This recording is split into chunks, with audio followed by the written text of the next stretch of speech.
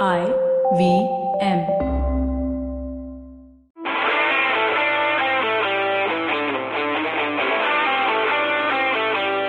Hello and welcome to Football Twaddle. My name is Saru. This is the Fantasy Football Show. Joining me in the studio, we have Darus, who's our producer. Hello. And on Skype, we have Tanuj Baru. What's up? And also we have a special guest, someone from United Kingdom, the home of football, who's been playing fantasy football for like 24-25 years. Jwalant, what's up? Hi, how are you guys? Good. So, Jwalant, you a lot of questions this week are going to be directed towards you, and all of us are going to chip in when we can, right? So that's how we're going to roll right now. Okay. All right. So you started playing fantasy football when exactly? Since my childhood, really, since probably 1993, 94, something like that. Since almost only a few years after I got into football, I started playing almost a season after it started. Since fantasy football started with the Telegraph newspaper here, but I did not play that game. I started playing football, fantasy football with the People newspaper, which is a Sunday newspaper here in the UK. Yeah. It doesn't exist anymore. My neighbour got me into it and started playing that game. And now every newspaper, every media outlet seems to have their own fantasy football. And I've played different varieties, different variants of fantasy football. Yeah, so right now, if I remember, I think Sky has a very popular one, right? Apart from the Premier League website, which runs the main one. Yeah, you can say it's the main one. It's the most popular one. I don't play the Sky one. Now, I'm working in family life. I don't have time to make a lot of changes. But I don't play. I only play the official Premier League one. Okay. The Sky's paper ones are popular, and you have to pay for them. So the prize money is big. I mean, the prize money is like £250,000. For some of them, to win. But you really need to put in the time and effort to win that money. A lot of people, I think a lot of time is just spent, and then the return in terms of, if you play it for the money, I think you'll just end up disappointed. The probability of you ending up disappointed is quite large. It's luck, because you could be ahead, but and in the last week you could lose by 20 points. It's just a lot of it is down to luck, because no one has a crystal ball. So it is down to luck. It's like in some ways it's like shares. It's your external factors, and that you have to buy a portfolio. So the money, people don't really play. You can't play to pay for money, but it's only for some games are £5 to enter, so it's reasonably cheap. But there's also monthly prizes. That's different, because you can aim to win a monthly prize, you can aim to win a weekly prize. The main prize is beyond everybody, and you just have to. The person who wins the main prize tends to be the luckiest as well. Yeah, the only thing that we are sure and certain about fantasy football is that if Tanuj doesn't change his team, he does really better. He does much better than what he does if he actually applies his mind towards it. Yeah. No, I mean, sometimes it's on instinct, but also there's a couple of tactics you can use on transfers. Points per million I've looked at. Minutes per point is one thing to look at. But points per million, if you're looking at value for money, that sort of thing. Up to a point.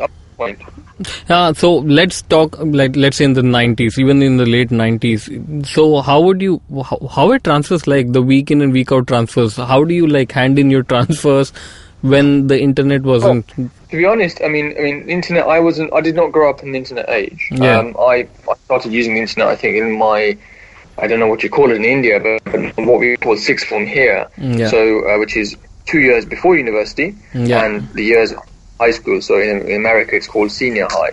So, but the internet game weren't available then, and the transfers weren't weekly.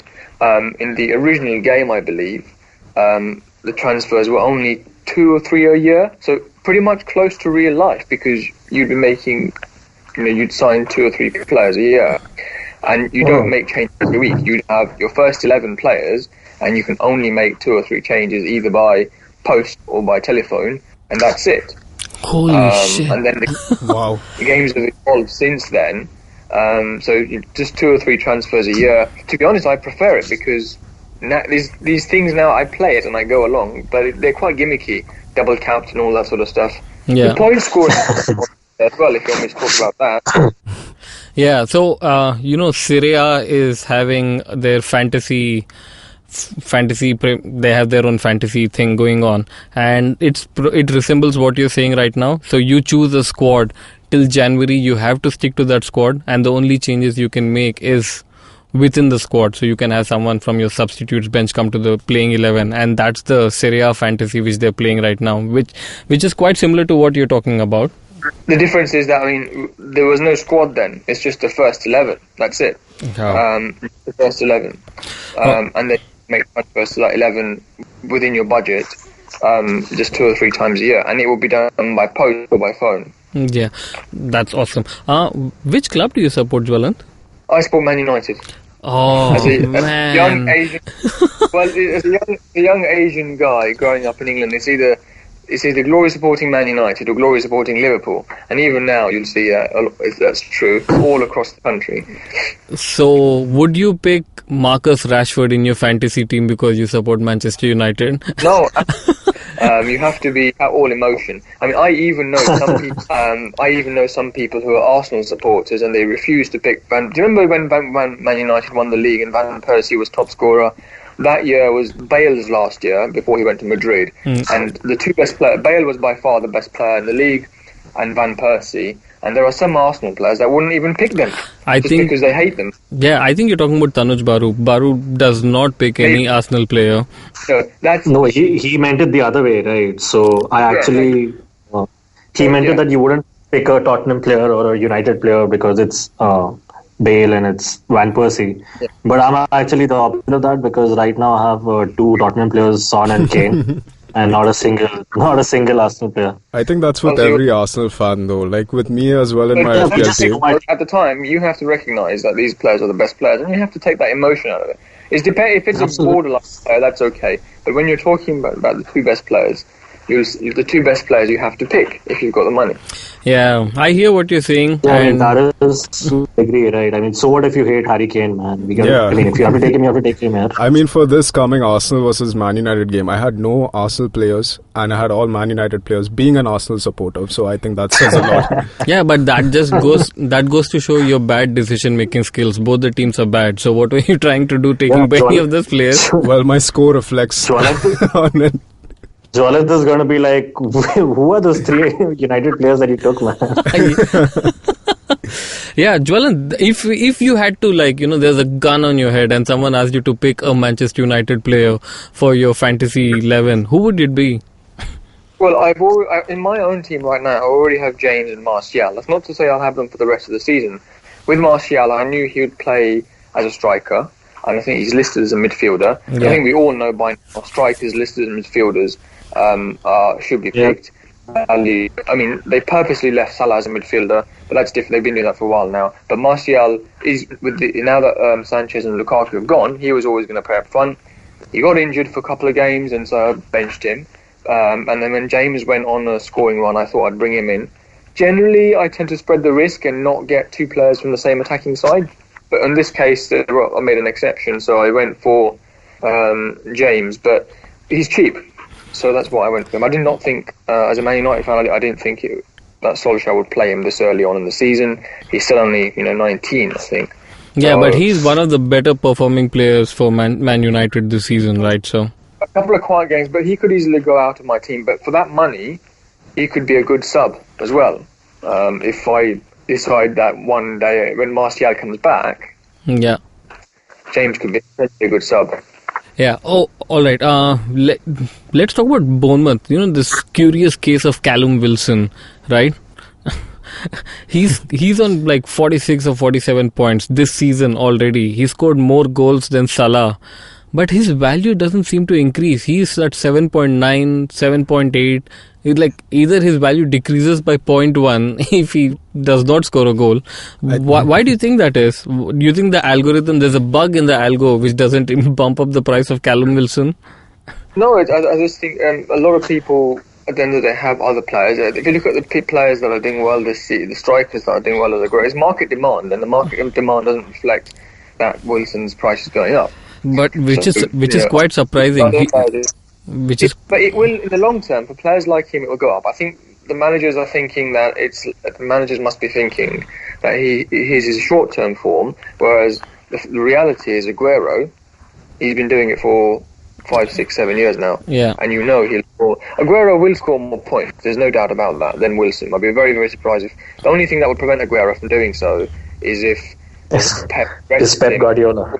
For the league game, like he did on Saturday. Yeah, what are your feelings about Pep? Do you like him, like, with FPL context? We don't. Like, I think there's a unanimous opinion in India that they don't like Pep for fantasy. For fantasy football, it's difficult to predict what he's going to do, but like a couple of years ago, Sterling would not have played 2 games in a week, but this time around you can't not get Sterling. So I think that's one of the reasons why I don't pick Aguero, but I do pick Sterling. I think Sterling has become City's most important player now this season, so I think he will play. The week before last, he didn't play, and luckily he didn't come on. The worst thing is to captain him, and he comes on for 2 minutes. But I think most times Sterling will play. The other positions are more difficult to predict. De Bruyne is another one that is another top performer, and I think you just got to look out for the Champions League. Is it the fixture before the Champions League? Yeah. Then you got to decide where have they played. So you look at the fixture, you look at maybe if they've played in the League Cup, who's played. So Sterling surprisingly played in the League Cup, but he didn't play in the league. So 3 games in a week is a stretch for most of the players, but I think 2 games they can do. Yeah, actually, that's true. And Sterling's already been rested for one of the game weeks, right? So the probability of him being given a 90-minute rest in the next 2-3 game weeks is quite low. And the international break does come into consideration, because that's also 2 games in 4 days. So I think he played 180 minutes for England as well. So at the end of the day, the manager has to take that into consideration as well. Yeah. But only realistically, City can afford to do that. There's no way that Salah will be rested, because Liverpool don't have that depth. Nobody has that depth in the whole world, not even Barcelona or Real. So only City can afford to do that. So that's a bit of a danger with getting a City player. Yeah, but I think we were discussing this last week on the podcast, that people just take in 2 or 3 City players, and then they spread it out so that there's not a chance that Pep is going to drop all the 3 of them they've selected, and they still manage to get decent return for the overall amount of money they spent on him. Yeah. Baru, you don't have any of such problems. You just pick Josh King, he gives you points, and we are happy. Yeah, I mean, I haven't even bought a single City player till now, and I just don't know how to fit him in. Do I sell Salah? I'm almost on the verge of selling Salah right now to get Sterling or De Bruyne in, because Salah hasn't really been firing in the past few game weeks. I think was that the last game that he really gave some points? Yeah, he did. But it was a danger in this fantasy game. Over the last few years, people have started regretting decisions. It's like you need to, what happens is you get sleepless nights. You get, friend, and you go to the doctor for being treated for depression. You miss out on a player, and I always tease my cousin that he's always regretting players he misses out. So you'll take him out for Sterling, and he'll get a hat-trick. And you won't be able to forget it. Dude, we know that pain too well. I had Diego Jota until game week 6. I got him out game week 7. He scores a goal and he gives 8 points. Imagine, there's pain at every level of fantasy Premier League. Yeah. So, how was your game week 7, by the way, and how are you doing this season? I'm doing reasonably well. On game week 7, my game week 7 was actually below the average. I very rarely have a below average week. I got 44, first in all my leagues apart from 1 or 2. But it's in his mind. I don't personally like the captaincy issue. I don't think you should have a captain scoring more points. But I put Salah as my captain, and then Sterling does better. I had Sterling and Salah in my team. But I also had Aubameyang as well. Oh. But still, I only scored 44 points. Yeah, I mean, West Ham guys saved me. I had Yarmolenko and Ole, so I got enough points. Like, I got 14 points from them, and it was decent. And as I mentioned earlier, Baru didn't change his team, and he got 59 points. So there's something you're doing right, Baru. Just don't think about fantasy game. I think your teams do well. I think that works for just Baru, because I also did the same thing that Baru did, and I scored 41 points. So I don't think so that works with everyone. I think the team is there. The way you have to really think is the transfers. And I think picking the team is easier than the transfers. I think the transfers are more challenging because there's so many players you can pick from. You can't pick everybody. Oh yeah, that is true. So Baru, final thoughts on Game Week 7 before we take a break and talk about Game Week 8. Well, I think even if I had made like a change, I don't think I would have. My points would have changed much, because I was actually the only transfer I had in mind was like to get Barkley out and replace him with someone else. I mean, I obviously didn't think about that. Barkley pretty good game for Barkley me. hit the post. I came second in our money league. And that's good. All right. So, guys, we'll take a break right now. And after the break, we need to talk about Game Week 8. What I need from you guys, Jwalant especially, is that 3 picks for Game Week 8. And then hopefully those 3 would have a differential pick. And then we can discuss who to captain for Game Week 8. Right? Yeah. Yeah. All right. Stay tuned to Football Twaddle.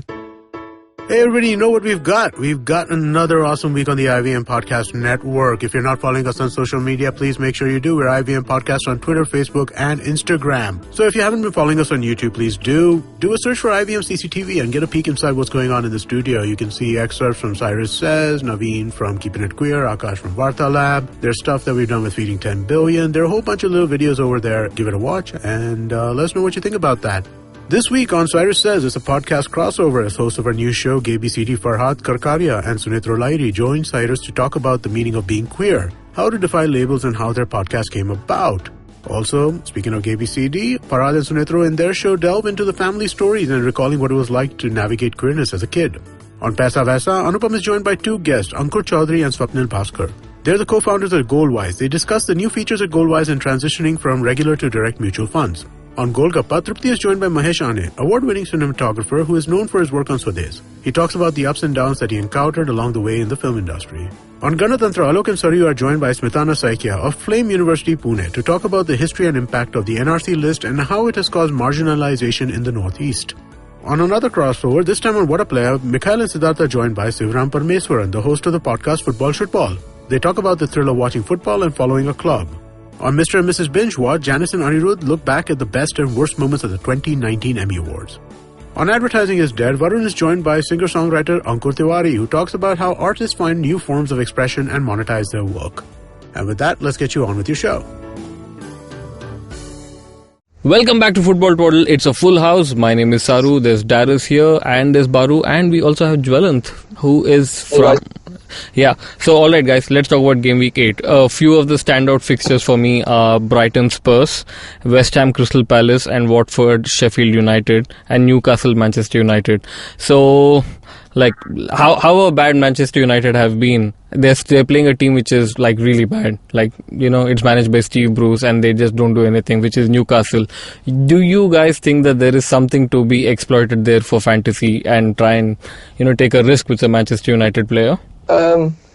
If I look for Man United's team, there's not much choice, really. Daniel James is doing well-ish. For starting off well, now gone cold a bit. Martial's coming back from injury, so if he plays, he won't be 90 minutes. I think it's difficult to get Man United players. It's difficult to get any mid-table players, and that's what they are. They're playing mid-table football. The chance to get this was an anomaly. So, but wouldn't you risk, let's say, a Rashford or a James in your starting 11 because you're playing Newcastle, right? So James, yes, I have James myself, but I would not risk Rashford. I think it's. If you already have Rashford, that's a different issue. But if you don't have Rashford, then he's not a prolific goal scorer. He's already missed a penalty and scored a penalty, I believe, this season. He's not a prolific goal scorer. Yeah. Players that score goals, 20 a season, he's not yet a 20 a season man. Yeah, I think the maximum he scored in the season is 10 or 12. It's like one. Yeah, I mean, he's still 21, I think. So he's still got time, and who knows, in 4 or 5 years, he could be Ronaldo. We don't know. Unlikely, but we don't know. So I think now, there's no one in that team that would inspire me with confidence. And, defence is okay, but again, they're still conceding goals. 2-0 against West Ham, 1 against Arsenal, so even the defence is not reliable.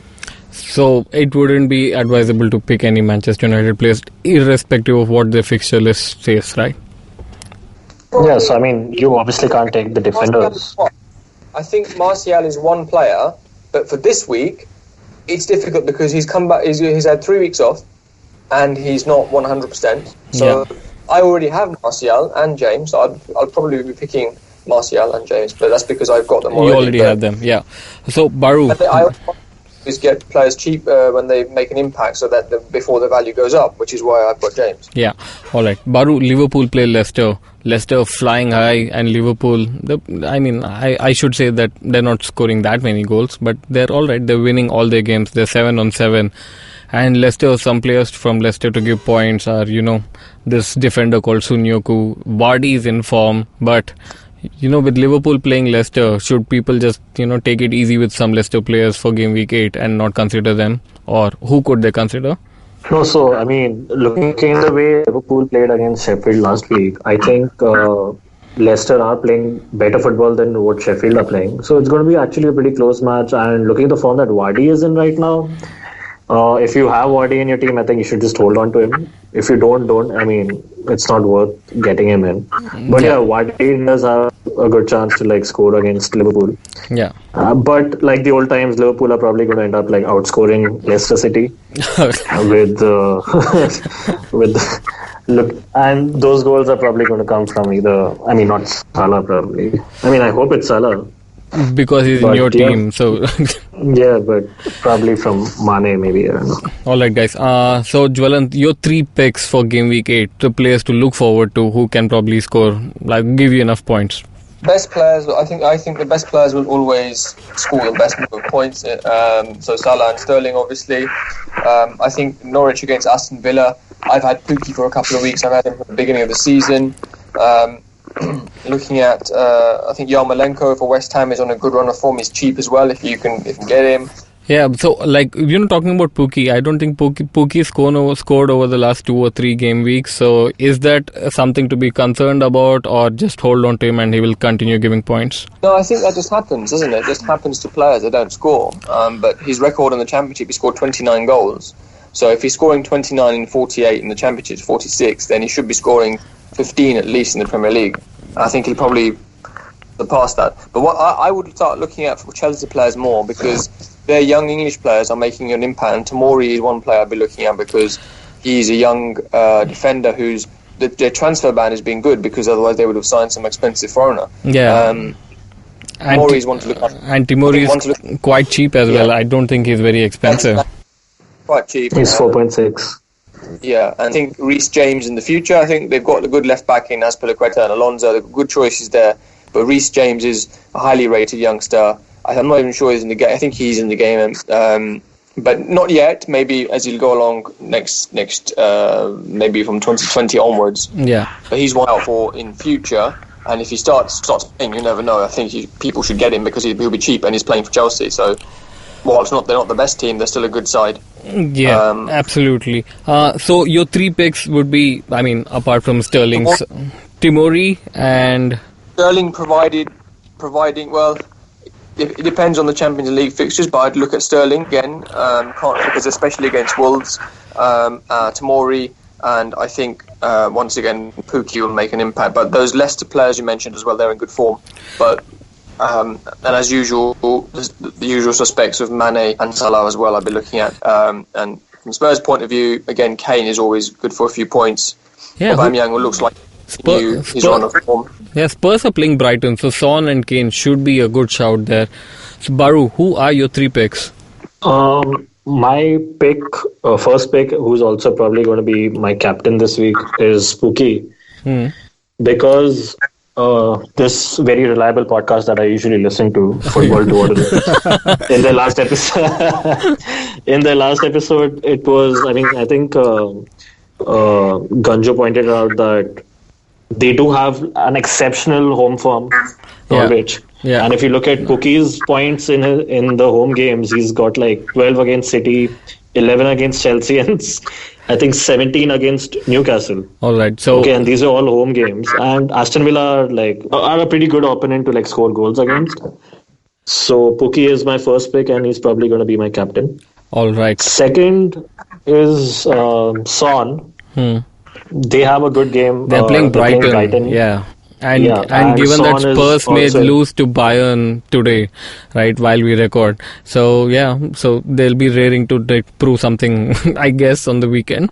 Yeah, and he's in decent form. As a playmaker, he's got 2 assists in the past 2 games. Yeah.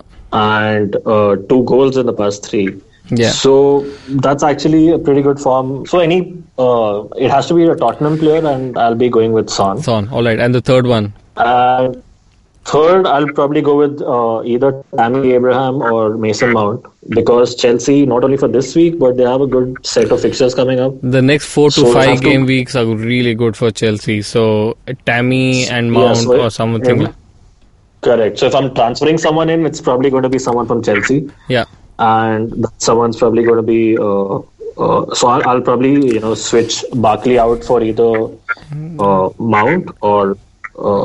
Yeah, all right. Saka maybe, to free up some points. Dude, Jwalant just asked you. Jwalant just asked you to get emotion off the game. Stop putting in some Saka into the team just for the sake of it. All right, Darus. No, I'm getting him because he's really cheap, right? He'll just free up quite a bunch of points for me. All money. All right, okay. Darus, quickly, Teen. My picks are not based on any strategy. That's okay. Just my picks. Okay, my first pick would be Sebastian Haller. I think West Ham have a good chance of scoring a lot against Crystal Palace, and his all-round game is pretty awesome. Yeah, I think that's a good one. I would rate him for this game week. My second pick would be Pookie against Aston Villa. I think Norwich are doing pretty well. Yes. Home soil. And my third pick will be Joshua Barnes for Burnley. I think Everton are in a bad form, and I think Barnes can just be a good threat towards... Ashley Barnes, you mean? Is he Ashley Barnes? Yeah, oh One God. of the Barnes. All right. Jwalant, from the House of Barnes.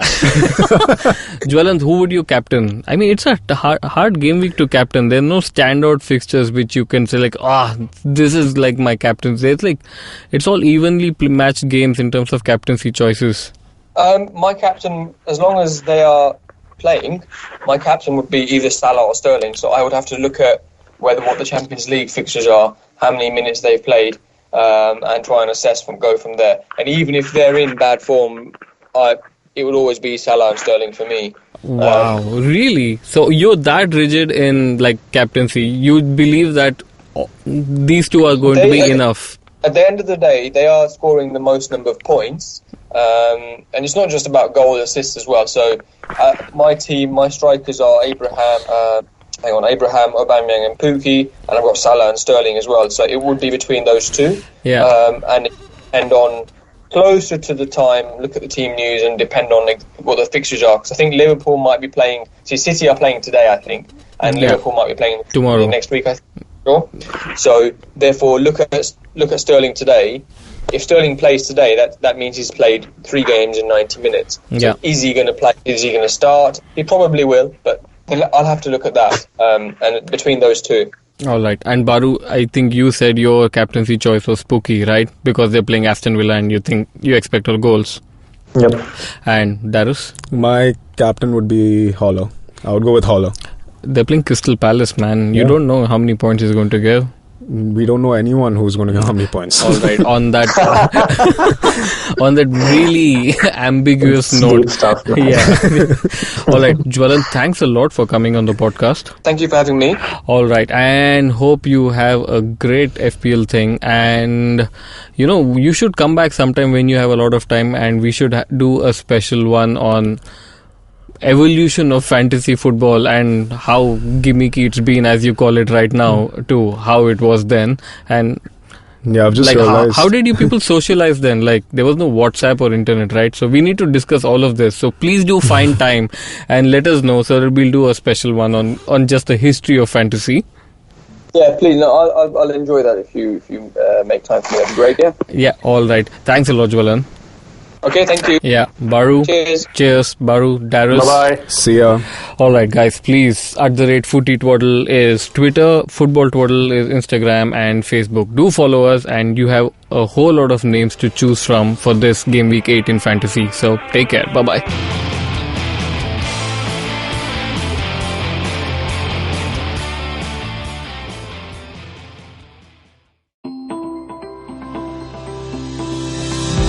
Hi, I'm Ronnie Screwwaller, and you've been listening to my podcast and the multiple chapters of my book, Dream With Your Eyes Open. And I think to that, I've had good chats here. And I think chapter 13, my book, is all about Q&As, and I'm sure there are more Q&As. Happy to answer them, so send them in, and happy to have a dialogue with you on that. So if you'd like to ask Ronnie a question, send it to us at dreaming@ivmpodcast.com. If selected, we'll read out your question on the last episode and have Ronnie answer it. You can also send a question to us on social media at IVM Podcast on Facebook, Twitter, and Instagram.